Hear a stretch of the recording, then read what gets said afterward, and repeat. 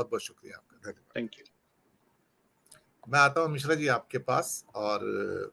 आपने विजय जी की बात सुनी और नेहा जी की बात सुनी, और जो विचार उन्होंने व्यक्त किए हैं, जो ग्राउंड जीरो से जो सिचुएशन इमर्ज हो रही है कि हाँ, थोड़ी सिचुएशन लगता है भारतीय जनता पार्टी के लिए साल्वेज हुई है, वो बचाने में कामयाब हुए हैं, may be in Bangalore metropolitan region only, not in other areas. आपके हिसाब से ये पूरा परिदृश्य जो निकल कर आ रहा है कर्नाटक का, और जिस ढंग से प्रधानमंत्री के जो वक्तव्य आ रहे हैं आतंकवाद के या फिर कर्नाटक को देश से तोड़ने के, ये एक लेवल ऑफ डेस्पिरेशन होता है कि बस इसके ऊपर मैं और क्या कहूं। शायद हो सकता है प्राइवेट मीटिंग में उससे ज्यादा भी कुछ कहते होंगे, लेकिन कांग्रेस के प्रति उनकी जो घृणा है या उसकी जो घृणा की पराकाष्ठा है वो यहां पर देखने को मिलती है कि ऐसा लगता है कि जैसे उनका बस चले तो शायद पता नहीं वो क्या करते हैं कांग्रेस के साथ में, वो शब्द कह नहीं पाते हैं एक्चुअली। मिश्रा जी, आपकी टिप्पणी। सर, दो चीजें हैं। एक तो जो बात कही अभी ग्रोवर साहब ने कि वहां पर मोदी जी के रोड शो के बाद स्थिति बीजेपी के फेवर में थोड़ी बहुत कन्वर्ट हो रही है, वो अलग चीज़ है। चूंकि मैं नहीं गया तो मैं जनरली मैं ग्राउंड से ही रिपोर्टिंग करता रहा हूँ, तो बिना देखे मैं नहीं, हालांकि मैं पता तो करता रहता हूँ कि क्या चल रहा है क्या नहीं चल रहा है, वो अलग बात है, उस पर मैं नहीं जाऊंगा। लेकिन मैं ये कहता हूँ कि भले ही ये सिचुएशन पूरी तरीके से कन्वर्ट हो जाए बीजेपी के फेवर में, उनके इस तरह के भाषणों के बाद, उनके इस तरह की चीज़ों के बाद, और कन्वर्ट हुआ भी है। मैंने उत्तर प्रदेश में देखा है, 2017 का विधानसभा चुनाव था, और जो जिस बॉडी लैंग्वेज के साथ, जिस तरीके के साथ, जिस भाषा में उन्होंने कहा था, वैसे ही मैंने वहां भी देखा था और कई भाषणों में उनको देखा था। जो आपने भी बड़ा चर्चित वो फ्रेज उनका सुना हो कि अगर श्मशान बनेंगे तो ये कब्रिस्तान बनेंगे तो श्मशान क्यों नहीं बनेंगे। और दुर्भाग्य देखिए कि उसके बाद कोविड के समय में किस तरीके से जगह जगह जो कुछ भी हुआ सबने देखा। पर मेरा ये कहना है कि अगर एक मतलब मैं भारत के प्रधानमंत्री को इस रूप में देखना चाहता हूं, और ये हमारा सौभाग्य है कि अभी तक ज्यादातर प्रधानमंत्री ही ऐसे ही हुए हैं, वो चाहे किसी भी पार्टी के रहे हों। ऐसा नहीं कि वो सारे कांग्रेस पार्टी के ही थे, दूसरी पार्टियों के भी थे, भारतीय जनता पार्टी के भी थे, दूसरे दलों के भी। ऐसी भाषा हमने वास्तव में नहीं सुनी है। जिनको हमने प्रधानमंत्रियों को अपने देखा है उनकी भी बात कर रहा हूं, जिनको नहीं देखा, जिनके बारे में, जिनके भाषणों को हमने पढ़ा है, किताबों में पढ़ा है, पार्लियामेंट में सारे प्राइम मिनिस्टर्स की स्पीचेस होती हैं, उनको पढ़ा है, तो मैं एक देश का नागरिक होने के नाते मैं अपने प्रधानमंत्री से इस तरह की भाषा के इस्तेमाल की अपेक्षा कतई नहीं करता हूं। भले ही एक स्टेट में कुछ सीटें ना बढ़ जाए, पूरे देश की सारी लोकसभा और सारी विधानसभा सीटें भी उसको ऐसी भाषा पे मिल जाए। दूसरी बात, मेरी ही तरह के सब लोग नहीं हो सकते हैं, पर अगर इस तरह की चीजों को मैं अगर ये कहूं कि ऐसी भाषा से, ऐसी बॉडी लैंग्वेज से, ऐसे तौर तरीके से अगर वोट्स और सीटें बढ़ रही हैं, तो फिर ये देश के उस परिदृश्य का जिस समय में हम लोग रह रहे हैं, इस समय के बारे में मैं सोचता हूं कि हम जा कहां पे रहे। अगर इस तरह की चीजें कि सारे बेंगलोर के शहर का हाल हम लोगों ने बरसात में देखा था कि किस तरह से हो गया, वो बेंगलोर सिटी जो पूरी दुनिया में आईटी के लिए जानी जाती है, वहां पर वैसे मुद्दों की बात ना करना, दूसरे मुद्दों की बात ना करना, और बजरंग बली और जो भी चीजें हैं। और आप ये देखिए कि किस तरीके से बजरंग बली, हनुमान जी का नाम है बजरंग बली, हम लोगों के, मैं उत्तर प्रदेश का रहने वाला हूँ, बहुत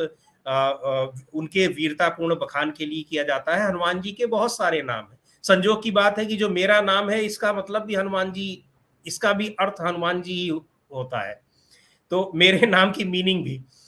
बहुत सारे नाम है, बहुत सारे आदर सूचक नाम के साथ उनको जोड़ा जाता है। लेकिन अब उनके नाम से अगर कोई कैसा भी संगठन बना ले जो एक कह लीजिए कि वो समाज विरोधी गतिविधियों में हो, देश विरोधी गतिविधियों में, कैसी भी हो, क्योंकि बजरंग दल के नाम से आपने कोई समाज सेवा करते हुए नहीं सुना होगा,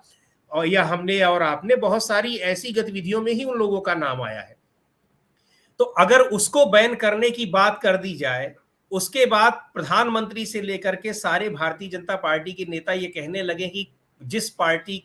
ने अपने घोषणा पत्र में बजरंग दल को बैन करने की बात की है, वो बजरंग बली की विरोधी है। तो एक तो उनके दिमाग की मैं प्रशंसा करूंगा कि किस तरह का भगवान ने उनको दिमाग दिया हुआ है, और दूसरे उस उनके मतदाता के दिमाग की प्रशंसा करना चाहूंगा, या तरस खाऊंगा, सीधे कहूं, मैं व्यंग्य क्यों करूं कि तरस खाऊंगा, जो उनकी इस बात को मान लेगा। ज्यादा दूर नहीं है, पड़ोस में ही एक राज्य गोवा है। 2014 में मनोहर पर्रिकर जी ने श्री राम सेना पर प्रतिबंध लगाया था, आप सबको याद होगा। श्री राम सेना पर प्रतिबंध लगा देने का मतलब ये तो नहीं हो गया ना कि श्री राम का अपमान हो गया, और उन्होंने तो प्रतिबंध लगाया था, इन्होंने अपने घोषणा पत्र में कहा है। तो इस तरह की चीजों को, और दूसरे जो आपने कहा कि एक रीढ़ विहीन संस्था है, निश्चित तौर पर यह बहुत अफसोस की बात है कि उस चुनाव आयोग को ये सारी चीजें नहीं दिखाई पड़ रही हैं कि धर्म के नाम पर वोट मांगे जा रहे हैं। इसके नाम पर ये आचार संहिता के उल्लंघन के हजारों केस दर्ज होंगे चुनाव आयोग के पास, लेकिन एक भी नजीर उसको नहीं मिली, वो कर ही नहीं सकता है ऐसा। ये तो प्रधानमंत्री ने कहा, मैं कह रहा हूं बीजेपी का कोई छोटे से छोटा नेता भी कह दिया होता तो मुझको लगता है कि चुनाव आयोग स्वतः संज्ञान लेकर के तो आचार संहिता के उल्लंघन का मामला दर्ज ही नहीं कर सकता है। हाँ, किसी की शिकायत पर फिर उसकी मजबूरी हो जाएगी कि उसको करना पड़ेगा। तो ये स्थितियां जो है ये बहुत ही दुर्भाग्यपूर्ण है, और ये कहाँ ले जाने वाली है मैं नहीं कह सकता हूं, लेकिन जो मैंने शुरुआत में अपनी बात में कहा कि अगर हमारे देश के प्रधानमंत्री वोट के लिए या किसी भी चीज के लिए ऐसी भाषा को बोलते हैं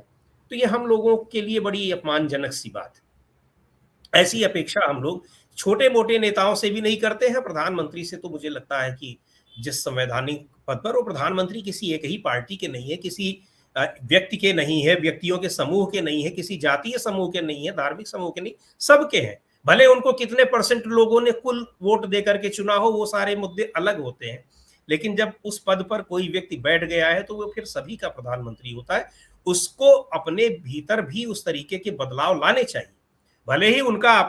अपनी सोच कैसी भी रही हो, अपनी संस्कृति कैसी भी रही हो, अपना तरीका बोलने का, भाषण देने का कुछ भी पहले रहा हो, लेकिन उस पद पर पहुंचने के बाद इतने बदलाव की जरूरत तो रहती ही। लेकिन अफसोस की बात है कि आपने कहा कि हम लोग स्तर कहां ले जा रहे हैं, ऐसे स्तर हर चुनाव में देखने को मिल रहे हैं। सबसे बड़ी दुर्भाग्य की बात तो ये, पश्चिम बंगाल के चुनाव में क्या क्या नहीं किया। आप कल्पना कर सकते हैं कि प्रधानमंत्री इस तरह की भाषा में, इस तरह के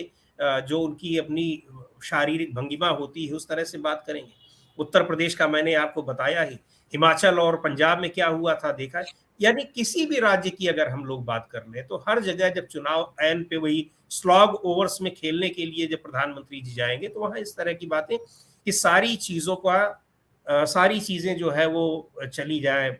साइडलाइन हो जाए, उनकी जो बातें कही गई है वही चीजें जो है वो हाईलाइट हो जाए जी। और एक चीज और आपको बता दूं, एक इस पर और मैं बात कहना चाहता हूं कि मैंने अभी तक, मुझको लगता है कि कांग्रेस पार्टी ने उनके इस बयान पर, जबकि ये बहुत बड़ा आरोप है, एक बहुत बड़ा आरोप है, आप मतलब देश की संप्रभुता, सॉवरेनिटी का किस तरीके से आप उसकी व्याख्या कर रहे हैं, कांग्रेस पार्टी ने शायद अभी तक उस पर कोई बयान जारी नहीं किया है। मुझको लगता है वो जारी भी नहीं करेगी, क्योंकि अगर वो कर देगी तो सीधे सीधे इसी को कैच कर लेंगे वो कि अब देखिए मुझको किस तरीके से मेरे ऊपर प्रहार किए जा रहे हैं। जी।